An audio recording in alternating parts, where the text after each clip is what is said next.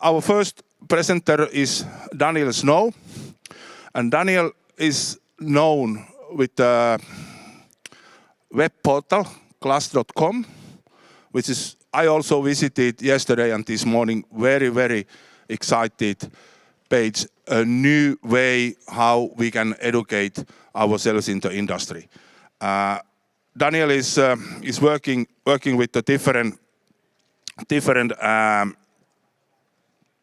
sites like Discovery Channel, HTV, and the others, and he has a bachelor degree in business management. But I don't speak here. Daniel, you are the one. Take the floor. Thank you. Hyvää huomenta. Hopefully I just said good morning, but my Finnish is not so good. Welcome to the presentation on head-up display and augmented reality in automotive glass, a technology that makes the invisible visible. And I've been told by Pekka here that the closest translation in Finnish to augmented reality would be extended reality. So I'm Daniel Snow, Vice President of Glass.com. We're a US-based business services company, and one of the things, among others, that we do is we connect automotive consumers, drivers, who need auto glass replacement services with local auto glass replacement companies in their area. First, what this presentation is. This is going to be a technological and industry overview to help you understand the current technology, limitations, and opportunities in manufacturing. But what this presentation is not, unfortunately, I'm not a scientist or an engineer, and I don't actually manufacture head-up displays, so this might be the least technical presentation that you see today, but it's only 20 minutes long. Instead, I believe I come to you with a unique perspective. First and foremost, I'm a car guy. I really love cars. I love seeing new car technology and driving new vehicles. But probably more importantly, Glass.com services hundreds of thousands of auto glass customers that need auto glass replacement, the drivers, and we work with thousands of glass shops across the United States. So we have the unique perspective of seeing both the issues that drivers face as well as the issues that glass installation companies face. Now that you know a little bit about me, I'd like to find out a little about you, the audience. So by show of hands, please, if you are involved in head-up display technology, please raise your hand. Wonderful, thank you. And if you're involved in windshield manufacturing, whether it's the glass, the PVP interlayers, or the coatings, wonderful. So some of you in the room probably know more about this than I do, but I'll try to make it worth your while. We're going to skip a couple of slides just in the interest of time, but first let's define what augmented reality is. It's a technology that enhances real-world environments by overlaying digital information. And how do we create this augmented reality environment? Well, we use head-up display units. And head-up display units project critical driving information onto the windscreen. So we can see here in this image on the left, we have a two-dimensional, what we would call kind of like a traditional head-up display. It has miles per hour, some GPS navigation directions, but here on the right, we have the three-dimensional augmented reality display where it's actually overlaying those directions in real time on the road. HUD is probably older than many of you would think. It actually stems back to 1942, where it was developed by the British Royal Air Force for the pilots. And the term head-up display comes from literally it kept the pilots' heads up and looking out of the cockpit rather than down at the instrument panel. And this helped in several ways. First, it keeps the driver's eyes from having to refocus from close up to far away. And it also keeps them from having to deal with brightness differences from a bright exterior sky to a dimmer interior instrument panel. So it helps with creating less adjustment time and saves critical seconds while they're in the sky. HUD was first adapted for production vehicles in 1988 by Nissan with the Silvia S13 is when it first came to market in vehicles. And then it was, we see the first example of augmented reality head-up displays in 2014 from Land Rover. What makes HUD relevant to all of you today here in 2025? Well, it's a 1.6 billion USD market today, and it's projected to grow to 4.6 billion by 2030, which is a 24% compound annual growth rate. It's pretty good. Furthermore, not just economical implications, but also safety implications as well. Studies show that HUDs can improve driver reaction times by up to 25%. It does this in many ways, many of the same principles stemming from the benefits that pilots had back in the 1950s. So this is including keeping drivers' eyes on the road instead of looking down at the dashboard. It also reduces cognitive load and refocusing time. And with the implementation of augmented reality, it can overlay hazard detection in real time, which is especially helpful for night driving when sensors like LiDAR and radar can see further down the road than the human eye. But if you enjoy less liability by being a passenger rather than a driver, there's good news for you as well. Here's a quote from Mercedes. They're developing AR infotainment technology for passengers as well. This could include 4D cinema, wellness, and energizing comfort. I'm not sure what that means, but it sounds pleasant, doesn't it? And here we have a quote from our friends at Nokia. While traditional HUDs have improved the driving experience, the advent of AR HUD is truly transformational. A seamless meshing of electronics, software, and optics. It could become the most important screen in the car. And manufacturers have taken notice of this. HUD availability in new vehicles has grown from just 5% in 2015 to a whopping 35% today in 2025. I attempted to compile a comprehensive list of current production vehicles today in 2025 that include HUD technology.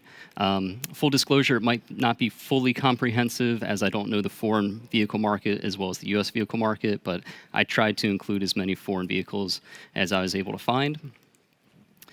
Contrast the size of that list with this list here. This is current production vehicles with AR head-up technology.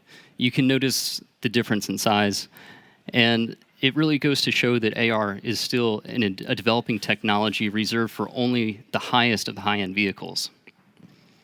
So let's take a look at the differences between projected HUDs and holographic HUDs, the 2D versus the 3D images, and how they're created. So first we have kind of the traditional HUD technology, projected HUD, which utilizes an LED projector and mirrors to bounce the image up and reflect off of the windscreen. This is a proven technology at this point because it's been around for a while. It's rather economical, but it's certainly limited in size as to how much information it can display on the windscreen and how large that image is. For augmented reality head-up displays, we have a laser projector typically that shoots the image pretty much straight up, and then it essentially floats the image in front of the driver. And this can create the illusion of the display spanning several meters across and up to 20 meters down the road. But since it is a new technology, it is still rather expensive to implement, and it requires a very large amount of dashboard space currently. And we'll see that in just a few moments here. But first, there's a third type of developing technology, which is emissive HUD. This utilizes an LED screen that is laminated inside of the windshield. It has the potential to create larger display sizes and very high-quality displays. But it's currently only available for flat glass because, of course, there are complications when laminating an LED screen inside of a curved windshield.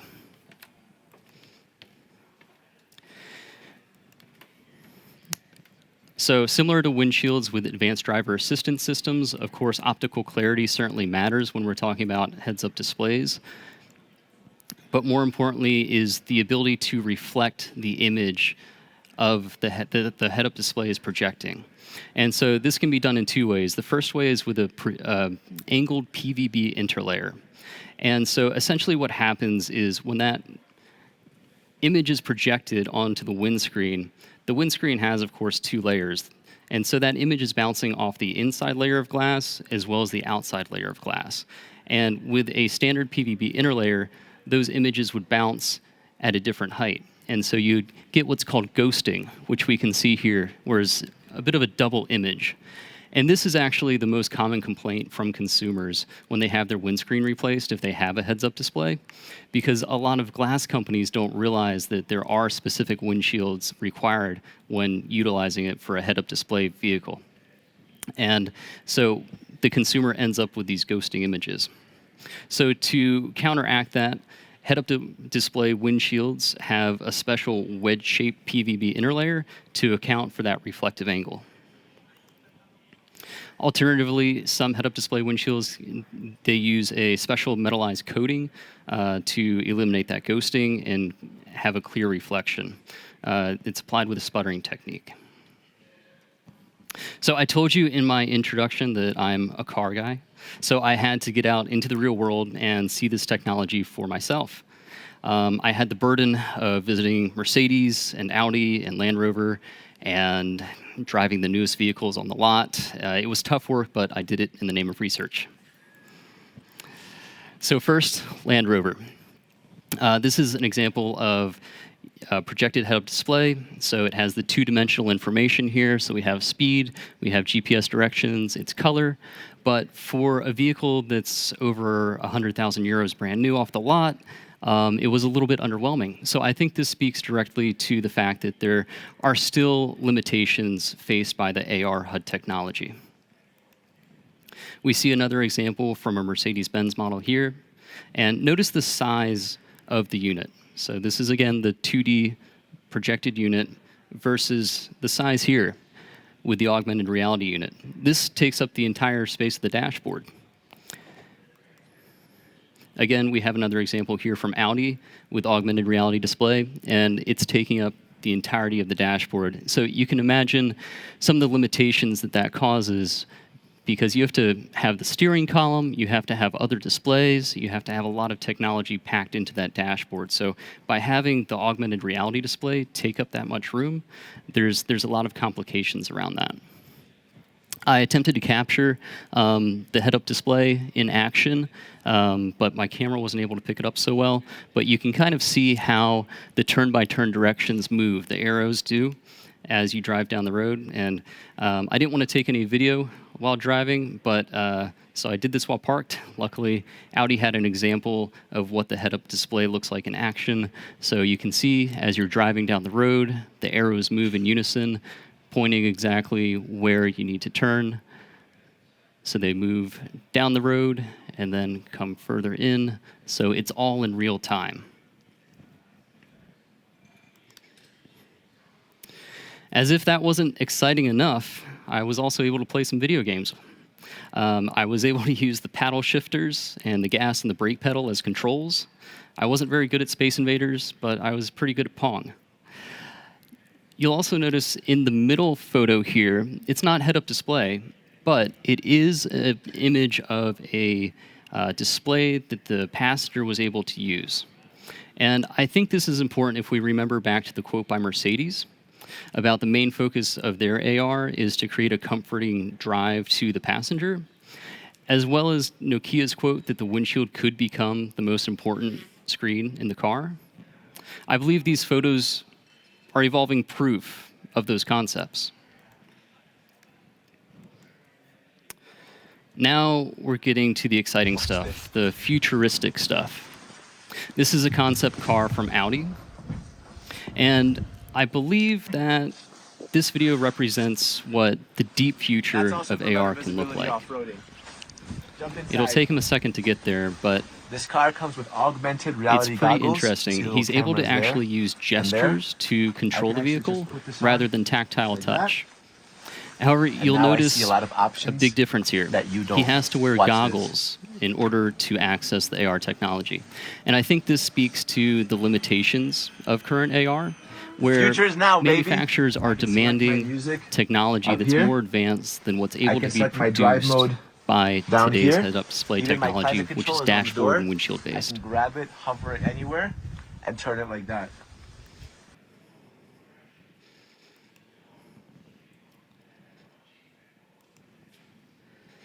But before we get too far into the future, there are some considerations and some limitations and some current challenges that AR still faces. So these limitations affect the driver's experience and could limit the overall adoption of AR in the marketplace. These challenges include brightness, clarity, data management, hardware limitations like we saw on the dashboard, as well as cost barriers like we saw in the Land Rover. There are also regulations to consider globally. Now, there aren't really any regulations yet that speak specifically to head-up display, but it's covered typically in broader display standards. These regulate distraction, occlusion, brightness, and timing. Now, despite these challenges, though, AR certainly has a bright future. But just as traditional HUD was adopted slowly over time and grew 700% over the last 10 years, adoption of AR technology will continue to advance as well. It won't just belong to the luxury vehicle segment. These ARs, they'll also provide the large field of view that passengers and drivers will demand. There are already concept vehicles with displays that span the entire width of the windshield. So, to bring all of this information together, what does it mean for the industry? Well, I believe we are at a branch, a fork in the road, if you will. And I believe that the industry needs to make a unified decision of what technology to move forward with. Is it by using goggles to create an immersive AR experience where everybody has to put on glasses when they drive their car? I don't believe so. From the data that we have from consumers, I don't think this is the answer. If you were given the choice when you have to go for a drive of putting on glasses versus not putting on glasses, many would choose the latter most of the time. Is it with emissive LED panels that are laminated inside of the windscreen? Well, I don't believe this is the solution either. When a windshield breaks, if you're driving down the road and a rock smashes your windshield and you have to get that windscreen replaced, it's typically an emergency. It's not something that you plan for. Most people don't plan for this. They don't have the money set aside for it. And today, on average, most windscreen replacements cost, on average in the US, $350 USD. Some are more than $1,000 USD. And if you're lucky enough to have insurance cover this, that might not be a problem, but many consumers have to pay for this out of pocket. So if you're talking about taking an LED screen and laminating it inside of the windshield, it becomes a costly part to replace. Not only that, but when we think about recycling, windshield recycling is very complicated already because you have to separate the two layers of glass and the PVB interlayer. And so if you're adding another piece of technology that has to be removed from within that, with today's technology, it would be nearly impossible. So therefore, it seems that holographic HUDs hold the most potential for advancement and adoption, as it not only utilizes parts that are already in place in the vehicle, but it also keeps components separate for easy servicing and maintenance. Additionally, it's easily adaptable for passengers. And one of the main reasons is you can't actually see when you're sitting in front of a HUD, the passenger can't see that information, and vice versa. So if a passenger has a holographic HUD, the driver, because of the viewing angle, is not going to be able to be distracted by that information. Additionally, with the three-dimensional display depth, I believe it has the opportunities for gesture controls as well. So I believe, personally, that continuing to advance holographic HUD is the way forward. So what about specific recommendations for you manufacturers in the room? Well, as you saw, the industry is projected to grow 25% year over year. So if you don't already have the technology for producing HUD-specific windshields, it's a market segment that is going to be experiencing considerable growth. So to optimize PVBs, coatings, and glass for this could be advantageous. You could lead the market.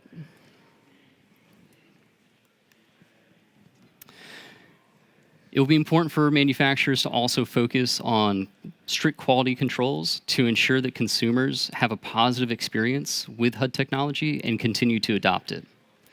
And lastly, I believe collaboration between HUD hardware manufacturers and windshield manufacturers will be key to advancing the technology to the point of creating an immersive AR experience for all drivers.